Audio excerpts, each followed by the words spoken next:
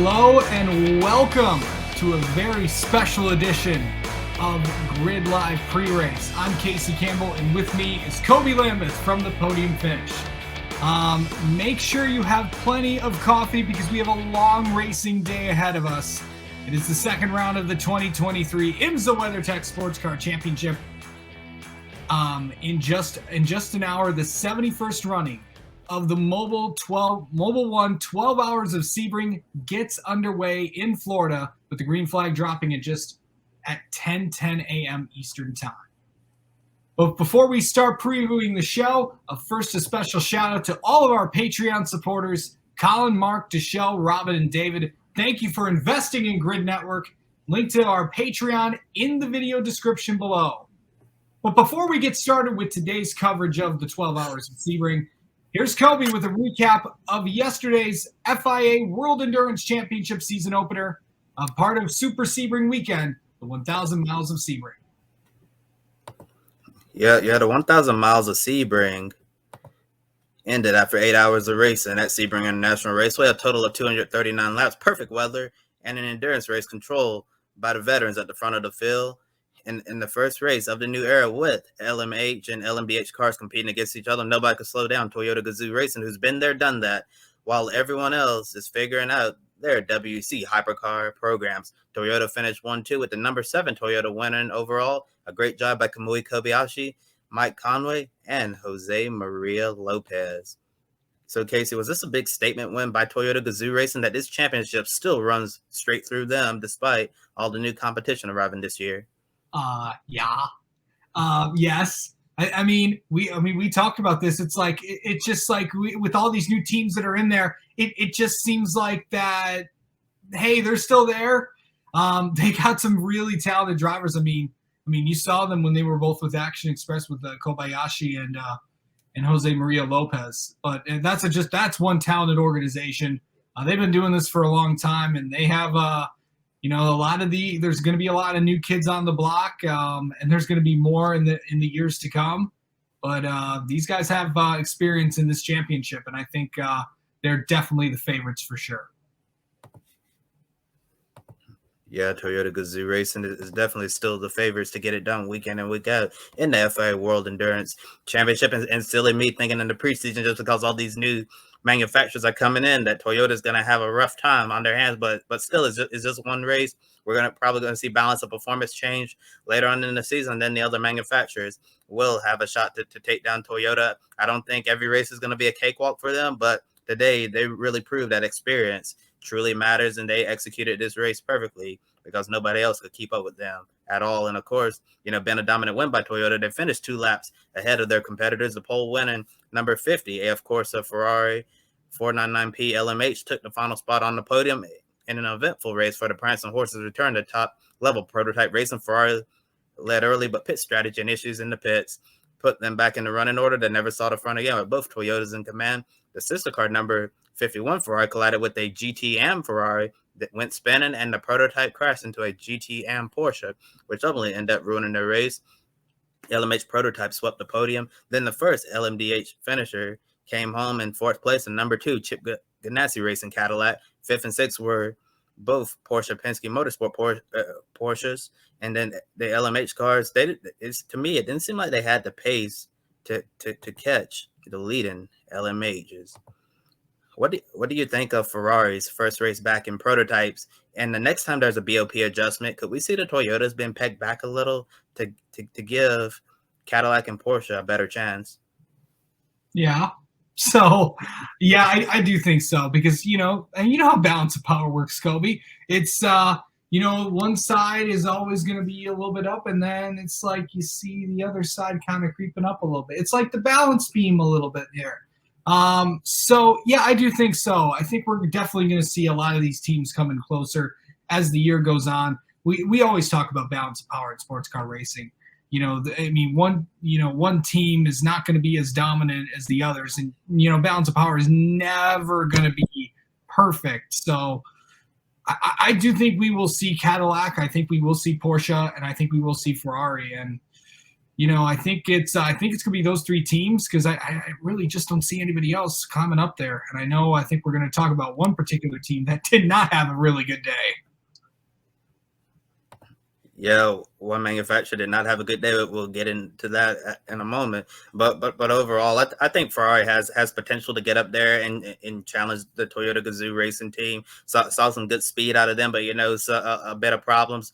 It's been so long since we've seen a Ferrari battling for overall wins at this level of sports car racing. So of course it's going to take and everybody over at Ferrari a lot of some time to develop their program, get their cars faster, and fix all the things that didn't go right today. But overall, I think for Ferrari, once they continue to get more laps under their belt, we're going to see the program pull it together and be competitive up there with Toyota, and of course there's going to be a balance of performance adjustment in sports car racing. Every sports car racing series, you're going to see adjustments throughout the season. It seems like right now it's a favor in the Toyotas a bit, but if we continue to see the Toyotas up there and the other manufacturers having a tougher time, of course they're going to peg Toyota back and maybe give a BOP break to the Cadillac or the Porsche so we can get the best race possible at the front of the field. And as you mentioned, Casey, one manufacturer who struggled a lot was Peugeot. Last season they ran a partial schedule in its return to prototype competition. Lots of reliability issues gave them trouble, and once again they ran into more reliability problems in the 1,000 miles of Sebring and didn't leave Florida with much to show. And remembering their previous stint at this level of sports car racing, Peugeot set the bar pretty high, and many expect to see them eventually fighting Toyota at the front. With 4 races under its belt, is it still too soon for Peugeot to be concerned? Yeah, I mean, you're always concerned when you're not running well, especially with the problems that they had today. We always talk about reliability issues with these cars, and especially with a bumpy track like Sebring, and especially when both cars have issues. Yeah, you're going to have some concerns, but this is a championship where you have to really perform at your best every single week. So they're going to figure it out, and if they don't, they're going to be in really, really big trouble. And it's just sad to see that Peugeot is having all these issues. Yeah, it is super unfortunate that they're having all these issues. I know the design of the Peugeot LMH car is quite unique because it doesn't have the rear wing that we typically see on these style of prototypes. Yes, the Peugeot that they're running today really looks futuristic and revolutionary. So of course it's a lot different than what we're typically seeing. I've always wondered if that difference, is why they're struggling so much. But it seemed like they had a lot of issues all across the board, dating back to last season and at Sebring today. But, for goodness sake, it's Sebring. Whenever you come here, you're always going to find a problem with your car. And then it's going to be up to the team to figure everything out to fix it. So I still think it's too soon for Peugeot to be like overly concerned, like, oh my goodness, we totally flopped with this car. Get some few more races on their belt, continue making improvements, get in faster, and we'll see where they are after the 24 Hours of Le Mans. That's the big one that they really want to make sure they have everything figured out for. And we saw an exciting battle at the end of the race in LMP2. The number 63 Prima prototype tried to stretch it to the end on field, but Mirko Bortolotti had to dive into the pits for a splash and go in the final minutes to slide the car that dominated LMP2 to take class honors. The number 48 Hertz Team Jota, Oracle 7 Gibson of Will Stevens, David Beckman, and Yiffy. Hertz Team Jota is waiting for his customer Porsche LMDH car to arrive just in time for the 3rd race of the season, and that is that is the 6 hours. That's why I'm trying to get ahead of myself. In case I'm so excited for the 24 Hours of Le Mans this year. So here's my question: this team, Hertz Team Jota, has been a front runner in LMP2 for years. Can they do the same when they move up to hypercar against the factory-backed programs? Yeah, the 24 Hours of Le Mans will be here before they know it. Before you know it, I mean, yeah, I think the biggest thing is they could, because we're seeing that. Definitely, it's going to be a learning curve when you go to a new car. We always see that. I mean, it takes time when you jump up to the first class. I mean, look at how long Meyer Shank took to get up to the top of the class there. I mean, we'll obviously talk about them in a minute, but yeah, I think it's definitely going to take some time with anything, but over time, I think they can become one of the top classes in the World Endurance Championship. But yeah, they're going to have a tough thing in their hands with Toyota, with the Penske Porsches, and definitely now with the Cadillac in there.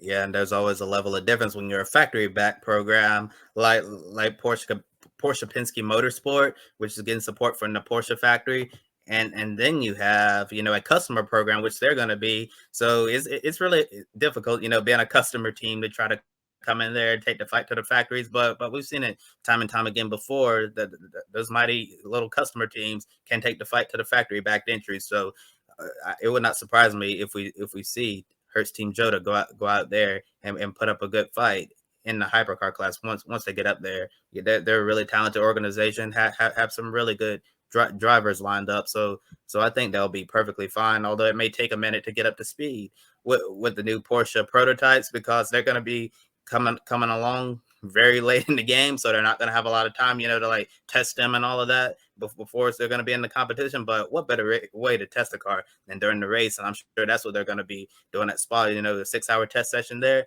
to try to get ready for the granddaddy of them all, the 24 hours of Le Mans. And now looking at the race in GTM, that got off to a very interesting start with the number 83 Richard Mille AF Corsa Ferrari 48 GT of Luis Perez Compact spinning off course, hitting the tire barriers and flipping over on his lid. Thankfully, Luis got out of the car under his own power.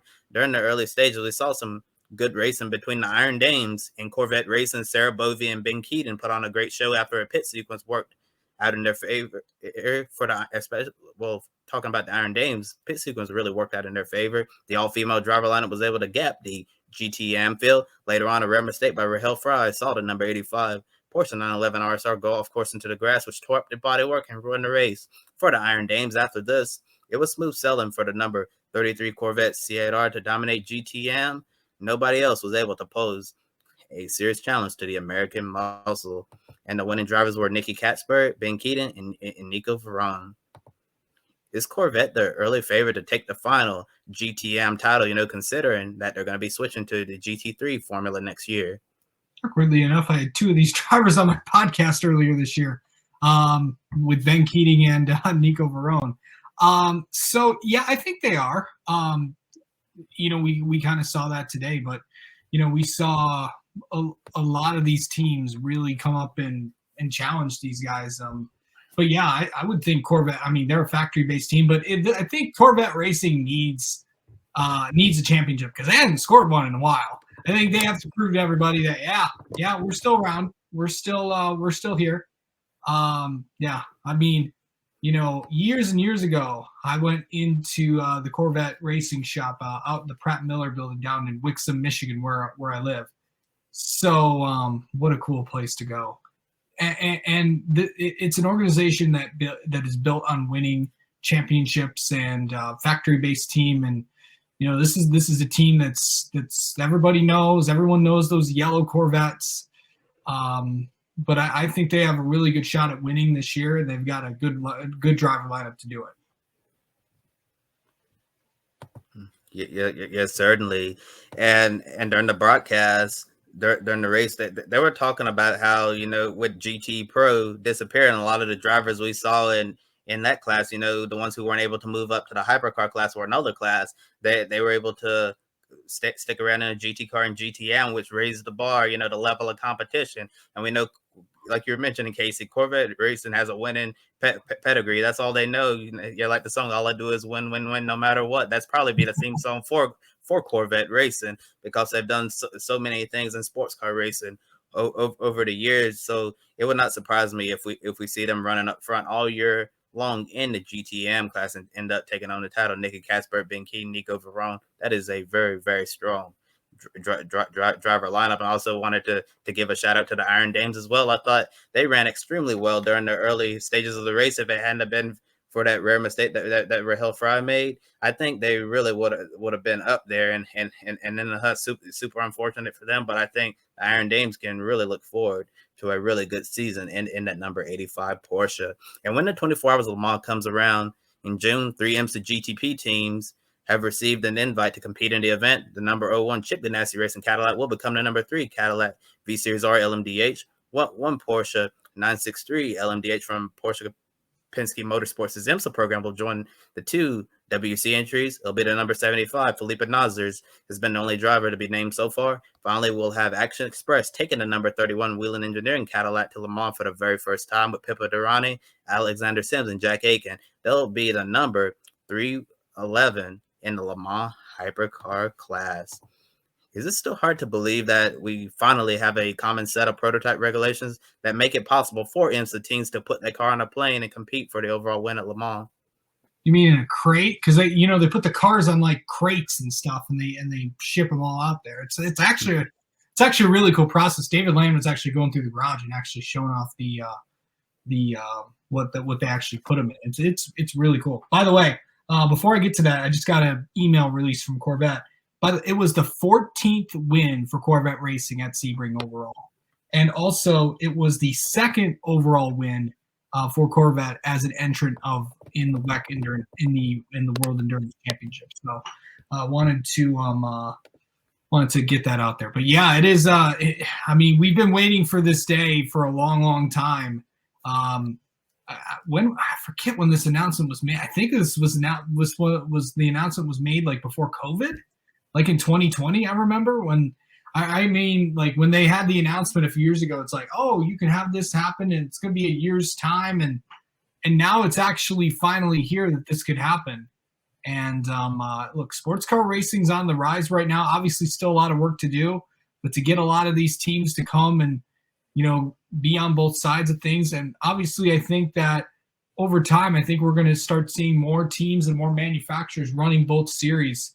I think there's a really good chance over the next few years we see like Toyota running for, the 24 Hours of Daytona or something like that. So, I mean, both races have become big deal. They've always been big deals, Kobe, but it's an even more bigger deal than we could ever imagine. But it is a good time to be a sports car racing fan. That's for sure. Yeah, it's really nice to see this common set of prototype regulations where you can see teams in both series come over here to race at Daytona, or we can go over there to race at Le Mans. And speaking of Toyota and Daytona, I know they previously said that right now they don't have any plans to come over and run in IMSA races. So hopefully that'll change in the future. As much success as we've seen from Toyota in the FIA World Endurance Championship, it would be nice to see them go up against the IMSA competition on the high banks of Daytona. So we'll have to see if Toyota is going to eventually change their mind and decide to either do a Rolex 24 one-off or decide to, start up an IMSA program all together. And I just wanted to say, you have to tip your hat to Toyota for what we saw in the 1,000 miles of Sebring, because for so many years, after Audi and Porsche pulled out of LMP1, the thing about Toyota, everyone used to say, well, they had no serious competition, so they're just basically just a race between the 7 and the 8 cars. Nobody else to really challenge them. But with all the competition that's coming in this year, they basically open up a can on the rest of the hypercar class. So Toyota, all of the years of experience, what a great race, perfect execution. They showed why they're the best of the best, regardless of the fact that they didn't have much competition in the last few years, but now they have a lot, and they're showing everyone that they got it, whether they have a lot or less to race it. And now moving on to the IMSA WeatherTech Sports Car Championship. After an LMP3 car withdrew from the 12 Hours of Sebring, we have a total of 53 cars entered, starting with GTP, all prototypes that were entered in the Rolex 24 Daytona return, minus the number 02 Cadillac, which is competing full-time in the WC. Daytona was just a one-off entry for them. And let's start off with the big drama that happened between Daytona and Sebring involving the Rolex 24 overall race winners, Meyer Shank Racing. We've already talked about this on Grit Tonight recently and on Casey's podcast earlier in the week, but this is a story that'll be a black cloud hanging over MSR's head throughout the year. To refresh your memory, Meyer Shank Racing got hit with a significant penalty by IMSA for manipulation of tire pressure data, Honda performance development notices, and reported directly to IMSA, who started their investigation and found that MSR had violated the rules. The team lost 200 team and driver points toward the season-long championship. The Michelin Endurance Cup points from Daytona have been completely erased. Rolex 24 prize money taken. MSR was fined $50,000. Michael Shank is on probation through June 30th, 2023. Plus, an engineer who was on the team at Daytona got his IMSA annual credential revoked, and he's been suspended indefinitely from the IMSA paddock. MSR also parted ways with this individual. HBD put out a statement after the penalty, and to say the least, they weren't too happy about this at all. So entering Sebring, how can Meyer Shank Racing put this behind them and repair its image? Reading an article from Sports Car 365 earlier in the week, Wayne Taylor Racing with Andretti Autosport, they had quite a few things to say. Yeah, I don't know how they're going to do it, but they're probably going to find a way to do it. It's yeah, this is going to be not just for the rest of the season, but this is going to last a few years. I mean, when you do something like that, it's going to, your reputation in the garage area is like, are they actually winning these races, or are they doing something behind there? So, I mean, that's the perception people have about you. And the biggest thing that you want to go do is, what you think we cheated? You think we did it? You think we did something? So now you just have to go up and prove everybody wrong again. So basically, you just go win. Winning solves a lot of problems. Obviously, that individual is not there anymore. And you just have to make sure that it doesn't happen again. Because if it does, it could affect many, many things, including the relationship with the manufacturer, which I'm not sure how long. That could be an interesting thing to watch out for the rest of the year to see where that goes. I mean, but still, this is gonna stick with them for a while. And it's going to take some time to get. It's going to take time. Time is the best medicine for everything. So it's going to it's going to be a few years before they really kind of come around the corner with this. Yeah, I totally agree with everything you said, Casey. Time is the best thing to heal all of the wounds and repair the image with Meyer Shank Racing. I'm sure it's gonna be quite difficult for that team being in the paddock, as you mentioned, for the next several years or so. Definitely for the rest of this season, when all the other teams are going to be looking at them, knowing what they did after winning the Rolex 24. And that article I was talking about through Sports Car 365 from journalist John DeGeese. As we know, leading up to the GTP era and IMSA, the new GTP era, the manufacturers worked very close together on the Cadillac side. We saw Action Express and Chip Ganassi Racing working closely together, and on the Acura side, Wayne Taylor Racing with Andretti Autosport and Meyer Shank Racing worked closely together to get this new Acura prototype up to speed. And when I was reading the article on Sports Car 365, basically, Wayne Taylor was very upset and felt like that Meyer Shank owed him an apology and all of that. Philippe Albuquerque even said that he saw this as a total lack of respect, and the close relationship that these two Acura teams had to work through to get the Acura up to speed before the start of the season. In a way, it's kind of tainted now because of what happened. So it's certainly going to be really challenging for Meyer Shank moving forward in the IMSA paddock, and we still don't know if there's going to be like any future consequences with the relationship of Acura and Meyer Shank Racing. We don't know if this partnership is going to last beyond this season, which is really crazy to think. I still remember that statement they put out that I mentioned. They were very, very upset with how this turned out, and it's going to be interesting to see what happens moving forward between MSR and Acura. And going back to Daytona, Acura, Cadillac, and Porsche were in the mix at some point. However, the two BMWs from Team RLL struggled throughout the race with reliability issues. Now they're looking to take what they learned in the Rolex 24, so Sebring can be a much smoother ride. But we know nothing is smooth about Sebring because you have to respect the bumps. Do you anticipate seeing a better performance from the BMWs in GTP? Let's hope so. I mean, yeah, I think we will. I think we're definitely going to see some improvement. Now, are they going to go out for the win? That's another story. But I think it's they're in the top class for the first time in a long time. So, like I said, it takes time to build a program like this. So it is definitely going to be it's going to be a process for both BMW cars. But remember, there's two of them.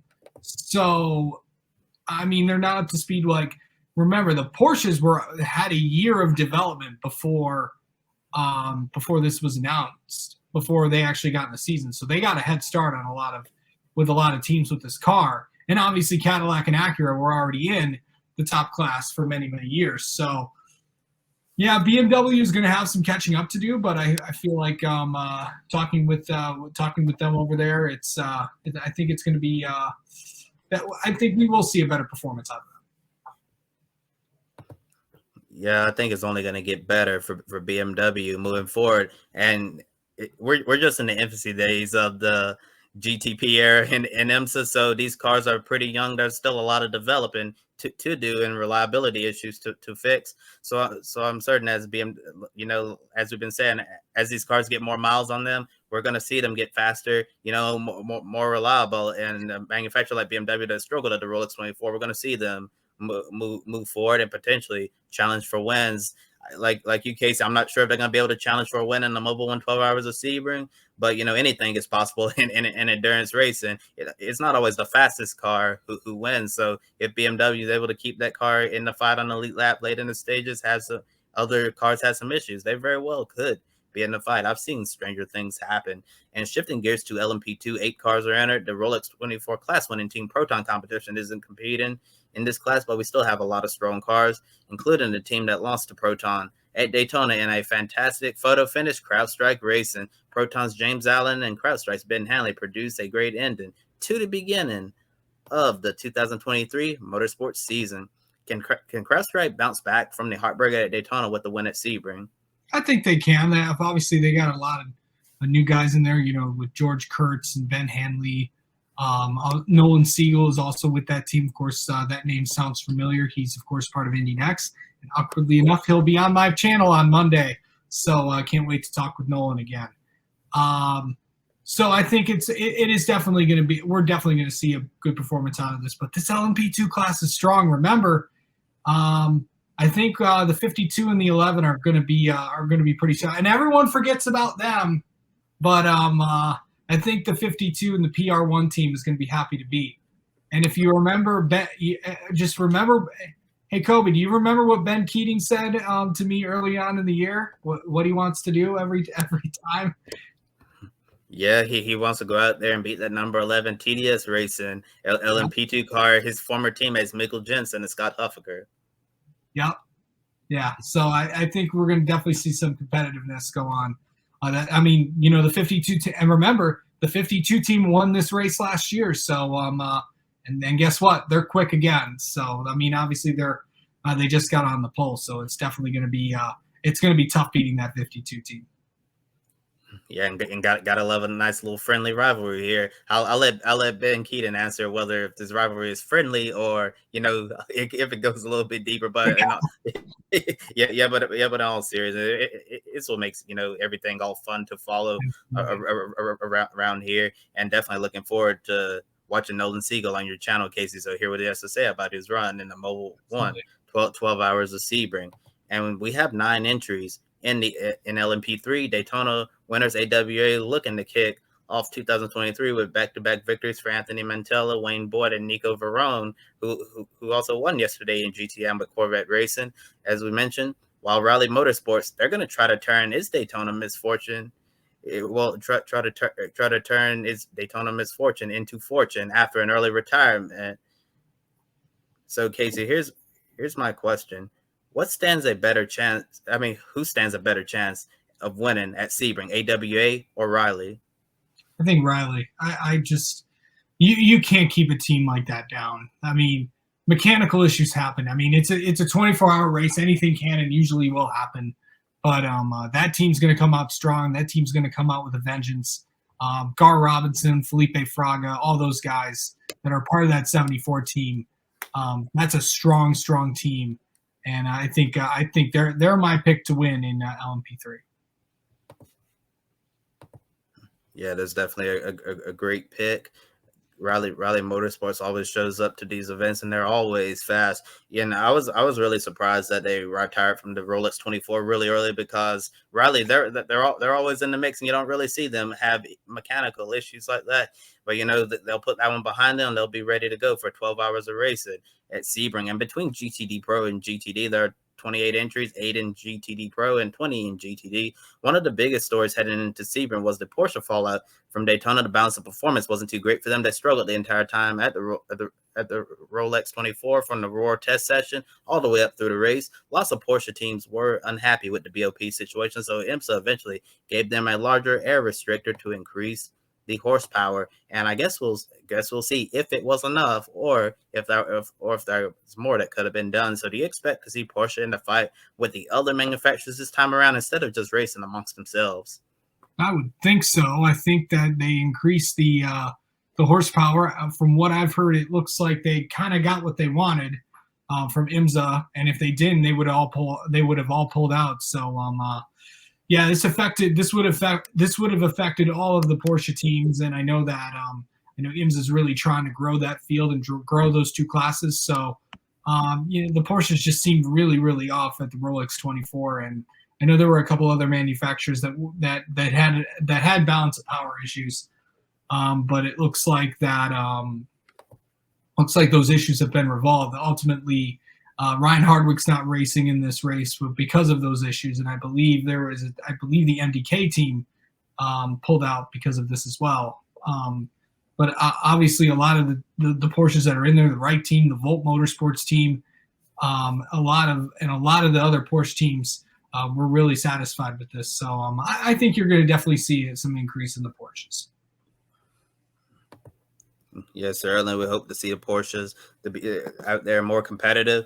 And I know I made the joke that it seemed like the GTC class that returned from the days of the American Le Mans series. That was the Porsche spec class that they used to have, because that's what it seemed like at Daytona, since the Porsches weren't able to fight anyone at all. And looking at qualifying that happened on Casey, the Porsches are actually still at the very bottom of the board for the most part. Mine is Wright Motorsports. Yeah, this is really interesting to see how this is going to turn out with Porsche at Sebring. And if Sebring doesn't go well, my question is, what in the world could happen next? I'm sure IMSA doesn't want to lose any more teams, because coming into the and that's why they did what they did. So, I mean, it's a start, but you're like I said before, you're never going to get balance of power perfect. It's exactly. It's just a scale, and I think it's I think they're good. They just have to find a way to keep all the teams happy, and we'll just go from there. Yeah, certainly. And after qualifying, seeing all those Porsches down there, it makes me wonder, well, how is it going to turn out? But in an endurance race, and qualifying doesn't really matter in the grand scheme of things. It matters how you do in the race. So the race is going to really tell the story of how it's going to go for Porsche. They definitely want to race better than how they qualify for this year's Mobil 1 12 Hours of Sebring. Speaking about qualifying, Casey, let's see who's starting on the pole. Yeah, Kobe. In qualifying, Cadillac swept the front row with Action Express Racing driver Pippo Durrani taking the pole position over Chip Ganassi Racing's Sebastian Bourdais. Durrani set a lap time of 1:45.836. This certainly has to be a good morale booster for a Whelen Engineering Cadillac, because we've openly talked about their drop in form after Durrani and former co-driver Felipe Nasser won the prototype title in 2021, and they didn't even win a race in 2022, Kobe. So will this be the race where Action Express gets back on top? I think they can use this race to start building some positive momentum again, where they can go out there and get back to the Action Express standard, a very high standard that they've set. And you mentioned winning that prototype title and then completely looking like a different team in 2022. We've been talking about Action Express's dropping form for a while on Grid Network programming, and it's going to be interesting to see if they're going to be able to make 2023 a redemption year, where they're going to be up there fighting for wins on a regular basis, and maybe getting the championship for Pippo Durrani and Alexander Sims. I think Action Express is still a really solid organization that they continue to prove that, but the results just haven't been there. And in motorsports, it's a results driven business, and if you're not getting those results, people are going to be talking about how your performance is going, kind of like we're doing right now. Yeah, absolutely, Kobe. It's gonna be definitely good to definitely be interesting to see how Action Express does tomorrow. All right, let's take a look at the other classes. Ben Keating put the number 52 PR1 Matheson Motorsports prototype on the pole in LMP2, like I just mentioned before.